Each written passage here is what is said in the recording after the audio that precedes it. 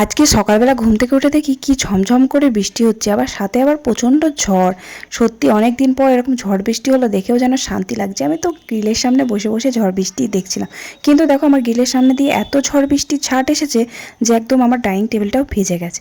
যাই হোক, সকালবেলা অনেকক্ষণ ধরে বৃষ্টি দেখলাম, ঝড় দেখলাম, তারপর আমি আমার ঘরের কাজগুলো কমপ্লিট করলাম। আর আজকে খুব তাড়াতাড়ি ঘুম থেকে উঠে পড়েছি 5টার সময়।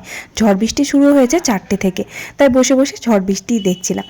যাই হোক, ঘরের কাজগুলো সব কমপ্লিট করে নিলাম, ঘরগুলো ঝাঁট দিয়ে ঘর মুছে নিলাম, আর বাসন ছিল বাসনগুলো ধুয়ে নিলাম। তারপর আমি স্নান করে বাগানে এলাম ফুল তুলতে। ফুলগুলো তুলে নিয়ে আমি ঠাকুর পুজোটা করে নিলাম সকাল সকাল। তারপর একটু চা খেলাম, চা খেয়ে গুবলু সোনাকেও ঘুম থেকে তুলিয়ে খাইয়ে দেয়, তারপর নিচে এলাম। নিচে এসে এবার রান্না করতে হবে, পাটকাঠিগুলো ভেঙে নিয়ে রান্নাঘরে চলে এলাম। ভাতটা বসিয়ে দিলাম, চালও ধুয়ে দিলাম। আর আজকে কি সুন্দর কলমির শাক নিয়েছে দেখো, আর কয়েকটা পটল, আর একটা আমি ঝিঙে নিতে বলেছিলাম, ঝিঙে দিয়ে মাছের ঝোল করবো বলে। ভীষণ ভালো লাগে ঝিঙে দিয়ে মাছের ঝোল খেতে। আর কলমির শাকও খুব ভালো লাগে, গরমে কলমির শাক খাওয়া ভীষণ ভালো। কলমির শাকগুলো ভাজা করব রসুন ফোড়ন দিয়ে। ভাতটা নামিয়ে দিয়ে গরম গরম কটা পটল ভাজলাম, পটল ভেজে জলখাবারে ভাতটা খেয়ে দিয়ে তারপরে মাছ ছিল, মাছটা কেটে এনেছে আজকে, মাছটা ভালো করে ধুয়ে নিয়ে আমি রান্নাঘরে চলে এলাম। ওই যে কলমির শাকটা রসুন ফোড়ন দিয়ে ভাজা করলাম, আর কাতলা মাছটা ঝিঙে আলু আর পটল দিয়ে ঝোল করলাম পাতলা করে।